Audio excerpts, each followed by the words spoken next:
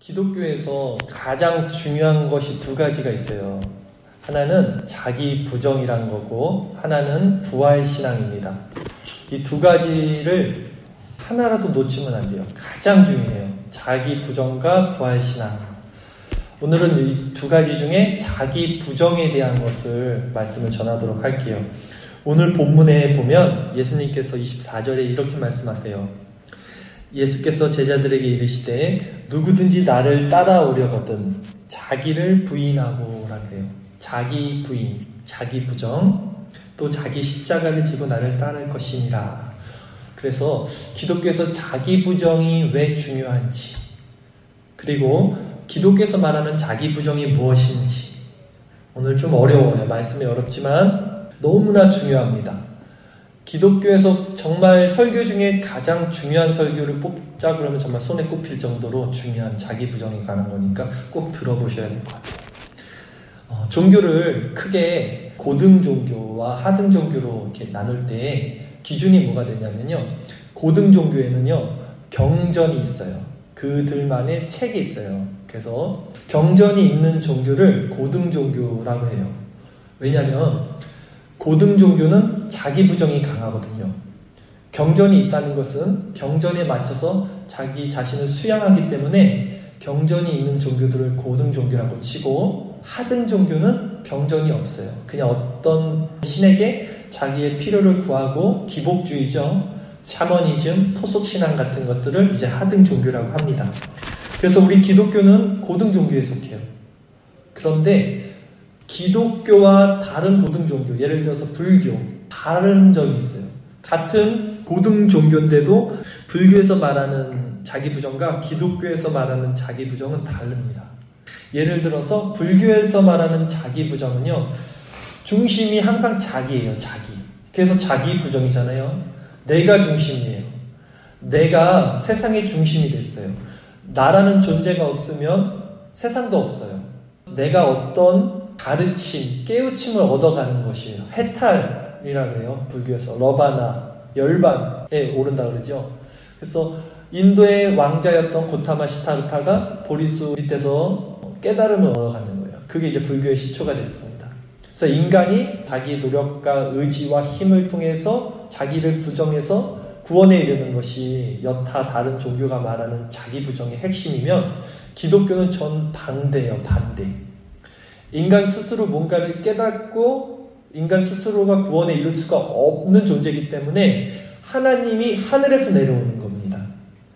인간이 자기의 힘으로 뭔가를 깨우쳐 나갈 수가 없어서 그것을 알기 때문에 하나님이 위에서 아래로 내려오는 거예요. 다른 고등 종교는 아래에서 위로 올라가잖아요. 자기가 하늘로 진리로 깨달아가는데 기독교는 하늘에서 아래로 내려가는 겁니다. 인간은 스스로 진리를 깨달을 수 없는 죄로 말미암아 부패된 존재임을 전제로 하기 때문이에요. 이게 다른 점이에요. 기독교의 자기 부정은 결코 인간 편에서 인간 스스로의 열심이나 치성으로 구원에 이룰 수 없다는 것을 인정하는 것이 기독교가 말하는 자기 부정의 핵심입니다. 그래서 기독교를 계시의 종교라고 하는 거예요. 계시. 하나님이 열어주셔야지만 깨달을 수 있는 것. 인간 스스로 뭔가를 이뤄낼 수가 없는 거예요. 쉽게 얘기해서 다시 한번 얘기 드리면, 불교는요, 여러분, 절이 산에 있습니다. 그쵸? 대승불교, 소승불교. 지금은 절들이 이렇게 내려왔지만, 원래 불교는 산에 있어요. 그 왜 산에 있냐면, 이제 자기 부정을 해야 되는데, 고타마 시타르타의 가르침을 따라서. 근데 인간이란 것이 죄성이 있었어요. 어떤 사람이 있는데, 여자를 봤더니 음욕이 생기는 거예요. 그쵸? 그 자기 부정이 안 돼요. 그래서 여자를 안 보는 거예요. 그럼 어디로 가야 됩니까? 산으로 가야죠. 사람이 없는 곳으로. 그렇게 되는 거예요. 나무가 꽃이 핀 다음에 꽃이 다 지면 과일을 맺어요. 그렇죠? 그런데 불교인들은 꽃이 필 때 꽃을 다 따버리는 거예요. 꽃을 다 따면 과일을 맺지 않아요. 나무는. 그러니까 여자를 봤더니 음욕이 생기되, 여자를 안 보면 음욕이 안 생기겠구나. 그래, 열매 맺기 전에, 죄의 열매를 맺기 전에 꽃을 다 따버리자 해갖고 불교는 산으로 가는 거예요. 절은. 이것이 불교에서 말하는 자기 부정인 거죠. 자기가 자기를 수련하고 수양하고 이렇게 열심을 맺는 겁니다. 그래서 자기 부정이 강한 종교일수록 고행을 강조하죠. 고행을 해요. 성철 스님 같은 분들은 몇십 년 동안 앉아서 장자불화라 그러잖아요. 이렇게 앉아서 잠을 잤대요. 누워서 앉아. 자기를 고행하는 거예요. 왜? 열반에 이르기 위해서. 그런데 기독교의 자기 부정은 이런 고행이나 수양을 통해서 닿을 수 있는 그 무언가가 아니에요. 오히려 그럴 수 없다는 거예요. 왜냐하면 우리 스스로가 이제 자기 부정을 하려고 교회에서 자기를 막 수양합니다. 인격을 다지고 참고 이런 걸 해요. 십자가에 못 박아야 돼요. 자기 십자가를 지고 예수님을 따라가려고 십자가에 못 박아요. 자기가 자기 발을 막 못 박고 이 손도 다 못 박았어요. 십자가에. 근데 이 한 손 남았잖아요. 이거는 자기가 스스로 못 박아요. 그쵸? 다 박았어. 나 자기 부정해야 돼. 십자가에 죽어야 돼. 이 손은 못 박아. 결국 인간이 스스로 십자가를 질 수도 없는 거예요. 기독교에서 말하는 자기 부정은. 그러면 기독교에서 말하는 자기 부정이 뭡니까? 했을 때 기독교에서 말하는 자기 부정은 그리스도와의 연합이에요.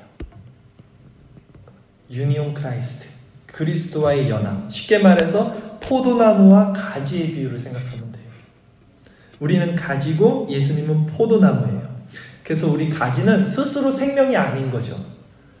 스스로 생명이 아니기 때문에 가지가 예수님이라는 나무에 붙어서 그 예수의 의를 전가받아서 그분과 연합되는 것이 기독교에서 말하는 자기 부정의 핵심입니다. 정리를 딱 해드릴게요. 다시 한번. 그러니까 여타 다른 종교의 자기 부정은 자기 열심을 통해서 구원에 이르는 것이면 기독교가 말하는 자기 부정은 죄로 말미암아 스스로 구원에 이를 수 없는 걸 안 사람들이 자신의 생명을 십자가 죽음에 넘겨서 예수와 연합해서 그 의를 전가받아 예수 생명으로 새 창조된다는 것을 의미합니다. 좀 말이 어렵죠? 이게 바로 예수님이 오늘 말씀하신 거예요. 누구든지 나를 따르려면 자기 십자가를 지고 자기를 부인하고 나를 따라야 한다라는 의미입니다. 그럼에도 여러분 많은 기독교인들이 지금 여타 다른 고등 종교에서 말하는 자기 부정, 제가 예를 들었죠. 불교를. 그것을 자기 부정으로 생각해요. 교회 안에서 많은 기독교인들이 내가 인내하고 내가 뭔가를 성취하고 노력하는 것으로 그렇게 신앙생활을 하고 있습니다. 왜냐하면 기독교 안에서 그런 가르침들이 있었기 때문입니다. 내 열심으로 혹은 내 치성을 다하면 하나님께서 나를 불쌍히 여기시고 내가 어떻게든 구원에 이룰 수 있을 거야. 이렇게 생각해요. 하늘은 스스로 돕는 자를 돕는다. 지성임은 감천이다. 이런 말씀 많이 하잖아요. 이게 성경적이지 않아요. 성경이 없어요. 그런데 사람들은 이게 성경 말씀인 줄도 알고 있는 사람들도 있는 것 같아요. 하늘은 스스로 돕는 자를 돕는다? 이런 말씀 없어요. 성경은요. 그런데 이런 것들이 기독교 내에서 흔하게 잘못 쓰는 표현이고 우리가 일반적으로 생각하는 방식인데 구원은 우리가 구원에 있어서 뭔가를 우리가 더 할 수 있는 행위가 아무것도 없어요. 내가 어떤 열심과 치성을 다하면 내가 구원에 이를 수 있는 어떤 여지를 조금 하나님께 보탤 수 있다? 이런 것이 전혀 없다고 성경은 말합니다. 구원은 완전한 하나님의 그냥 100%의 은혜고 선물이지 우리가 거기서 뭔가를 보탤 수 있는 게 없다는 거예요. 에베소서 2장 8절 제가 읽어드릴게요. 너희는 그 은혜에 의하여 믿음으로 말미암아 구원을 받았으니 이것은 너희에게서 난 것이 아니요 하나님의 선물이라. 행위에서 난 것이 아니니 이는 누구든지 자랑하지 못하게 함이라 라고 분명히 성경은 말해요. 하나님의 선물이고 행위에서 난 것이 아니다. 왜냐하면 누구든지 자랑하지 못하게 하려 함이다. 그런데 자꾸 사람들은 자기를 부인해요. 자기를 부인한다는 것이 결국 내 행위를 막 만들어내는 거죠. 그래서 구원에 이르려고 합니다. 기독교 안에서 자기 부정의 개념을 이런 자신들의 어떤 의지를 통해서 구원에 이룰 수 있다고 믿는 대표적인 부류들이 누구냐면요. 어려운 용어지만 자유주의 신학자들이라고 그래요. 그것을 자유주의 신학자들. 대표적인 케이스가 슈바이처 박사가 있어요. 슈바이처 박사는 박사기가 3개인가 4개인가 언제 많았어요. 음악 박사도 있었고 의학 박사도 있었고 그는 아프리카의 성자였어요. 젊은 날에 아프리카에 가서 평생 동안 헌신하며 살았어요. 그리고 기독교인이었어요. 박애주의자였어요. 모든 사람들이 친송을 받는 위인이었습니다. 그런데 그는 기독교인이면서도 불구하고 아까 얘기했던 자기의 그런 노력과 열심으로 구원에 이르려는 자유주의 신학자였어요. 그의 삶을 보면 얼마나 이타적인지 몰라요. 그가 왜 아프리카로 갔냐면 그 당시는 아프리카 흑인 노예들을 서양 사람들이 다 종으로 삼고 있었습니다. 그것에 대해서 자기가 사죄하는 마음으로 나라도 아프리카에 가서 섬기겠다는 마음을 아주 젊은 나이에 간 거예요. 인도의 성자 간디 아시죠? 그분도 마찬가지예요. 인도라는 나라는 종교가 엄청 많아요. 그렇죠? 힌두교, 불교, 기독교. 그들은 다 신교를 믿어요. 그러니까 다 신으로 믿어요. 간디도 마찬가지였어요. 간디가 아침마다 성경을 봤어요. 산상수훈을 읽으면서 오른밤을 대면 왼밤을 대고 오리를 걷자면 십리를 걷고 겉옷을 뺐자면 속옷을 뺐고 이런 산상수훈을 보면서 그것을 몸소 지켜서 행했어요. 예수님의 이런 가르침을 스스로 지켜 행했습니다. 일반 사람들은 엄두도 못 낼 자기 부정을 한 사람들이에요. 지금 슈바이처 박사나 인도의 성자 간디. 그럼에도 문제는 뭐냐면 그들이 예수님을 믿는데 그 예수님을 구원자로 믿는 것이 아니었어요. 단지 내가 닮아가고 나도 저렇게 살아야지 내가 다다를 나의 이상 혹은 나의 멘토, 삶의 나의 표본, 진리에 다다를 수 있도록 나에게 길잡이가 돼주는 그런 위치로 예수님을 바라보는 것, 그것이 자유주의 신학이라는 특징입니다. 나도 예수님처럼 저렇게 훌륭한 사람이 돼야지가 되는 거예요. 중요한 것은 뭐예요? 나도 저렇게, 그러니까 내가 중심이 항상 있어요. 그런 사람들은 선을 행하고 뭘 행하고 사람들을 다 겸손하게 행해도 그 가운데 중심에는 내가 있는 거예요. 그것을 인본주의라고 해요. 가만히 보면 굉장히 선하고 정말로 겸손하고 좋은 것임에도 불구하고 기독교적 관점에서 보면 이 인본주의라는 것은 굉장히 무서운 거예요. 왜냐하면 내가 여전히 살아있는 중심이 되는 거죠.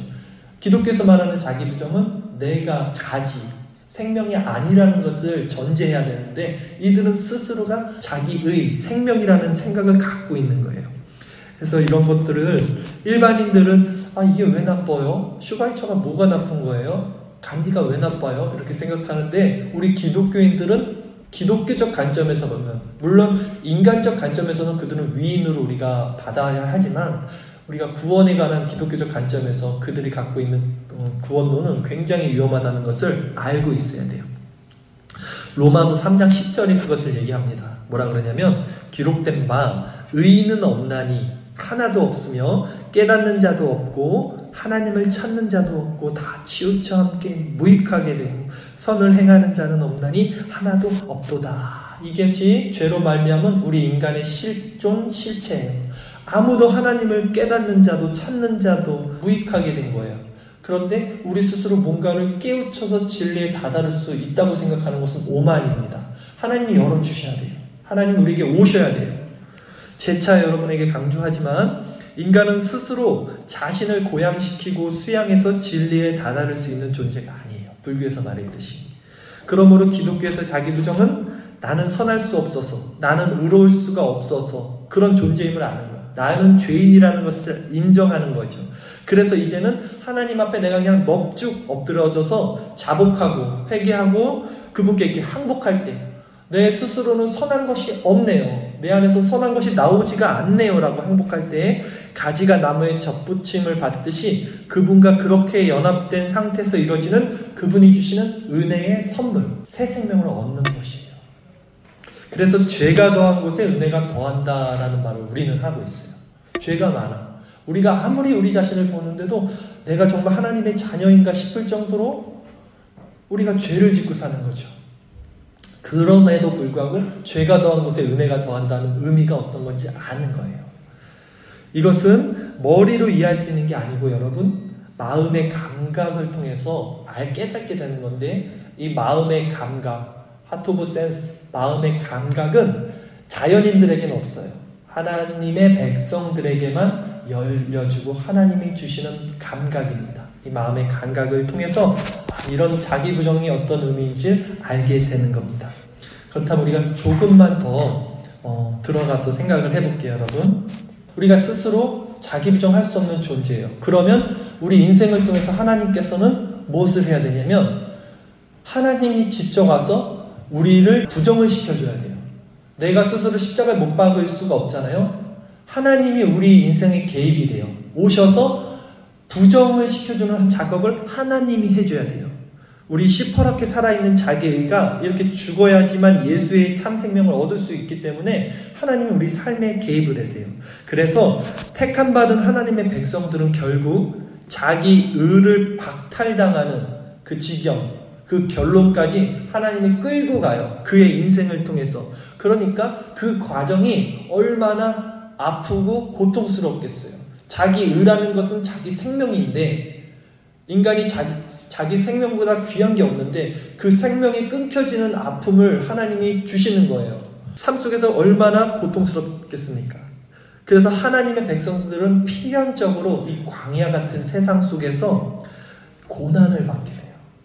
원하든 원치 않든 엄청난 고난을 받게 됩니다. 왜? 하나님이 그를 부정시켜야 되니까. 여러분도 하나님의 백성이면 이 땅에서 절대 편하게 살 수 없어요. 아멘이십니까? 절대 편하게 살 수 없어요. 하나님의 백성이면.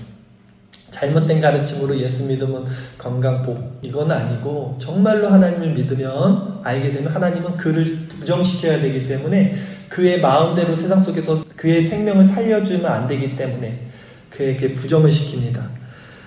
하나님이 어떻게 하나님의 백성들을 부정시키는지 한번 몇 가지 예를 들어보면요. 모세의 예를 들 수 있습니다. 모세는 이집트의 왕자였어요. 40세가 될 때까지는 호화롭게 모든 것을 누리면서 살았는데 그때 40세가 되고 모세가 생각했어요. 내가 이스라엘 백성으로서 이스라엘 백성들을 위해서 살아야겠다. 근데 그때 하나님이 그때 모세를 사용하지 않았어요. 자기 혈기가 있던 모세를 사용하지 않고 그 40세부터 80세가 될 때까지 40년 동안 뭐 했냐면 모세가 광야로 도망가서 거기서 양치고 목동 생활을 했어요. 그냥 40년이란 인생을 흘러보낸 거예요. 그리고 이제 80살이 됐어 모세가 아무것도 못하는 늙은이가 됐어요. 이제 그때 하나님이 부르시는 거예요. 모세를. 이제 내가 널 쓸게. 근데 모세가 뭐랍니까? 40세 때는 의기양양했던 모세였는데 80이 되니까 저는 입이 둔해요. 하나님 나는 날 뭘 쓰려고 해요. 나는 아무것도 할 수 없어요. 이제 늙었어요. 근데 하나님이 자기 부정이 된 모세, 자기 힘이 다 꺾여진 모세를 그때 들어서서 80부터 120세까지 40년을 잘 쓰시잖아요. 그런 겁니다. 또 학식과 가물이 충돌했던 사도 바울을 아시죠? 사도 바울은 예수를 영접하고 내가 십자가 외에는 아무것도 알지 않겠다. 바울은 가말리아 문화 출생이고 로마 시민권이니까 지금 말하면 엘리트, 완전 엘리트인데 예수 그리스도를 알고 자기가 가졌던 모든 것들, 권세나 지식과 이런 것을 뭐라 그랬냐면 내가 이것을 다 똥으로 여긴다 그래요. 내가 이걸 배설물로 여긴다 그럽니다. 하나님을 아는 지식 외에는 내가 다 똥으로 여길게. 이렇게 말을 합니다. 칼빈도 아시죠? 기독교 강요를 쓰시고 우리 개신교의 주축을 놓은 칼빈 역시 죽기 전에 어떤 유언을 했냐면 유명하죠. 내 무덤에 묘비를 세우지 말라라는 유언을 했어요.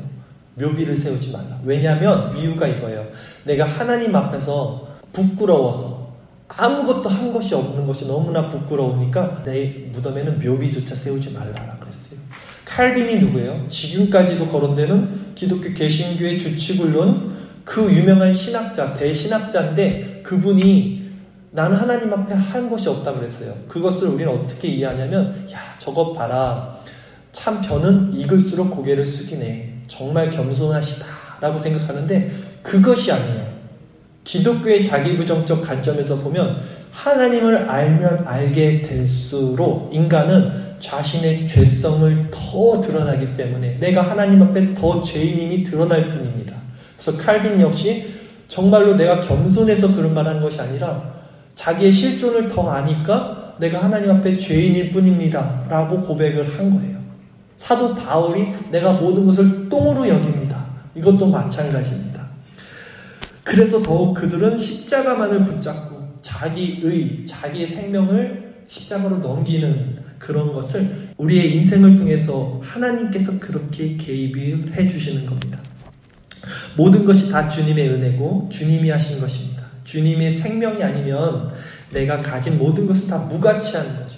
내가 가진 것, 그것은 다 nothing, 아무것도 아닙니다라는 고백이 흘러나오게 하나님께서 그의 인생을 개입을 하셔서 자기 부정을 시키는 거예요. 그 과정이 굉장히 힘들죠.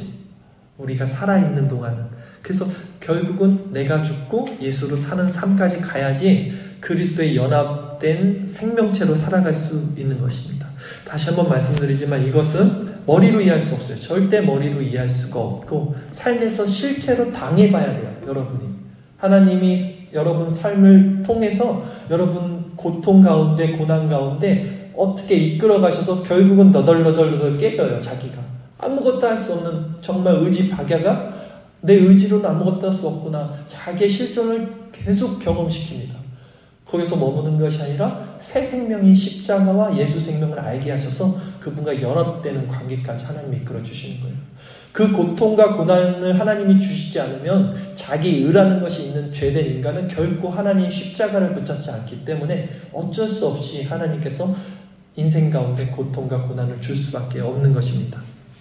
이것이 오늘 제가 말씀드린 기독교에서 말하는 자기 부정이었습니다. 결론적으로 제가 정리를 해드릴게요. 기독교에서 말하는 자기 부정은 내 힘으로 수양하고 자신을 고양시켜서 좀 더 나은 나를 만들어가는 그런 세상적인 행위, 자기 부정이 아니라 스스로가 철저하게 그냥 부패된 존재, 죄인임을 깨닫고 그래서 십자가 위에서 나는 그분의 의를 정감아 받아야지만 사는 존재구나.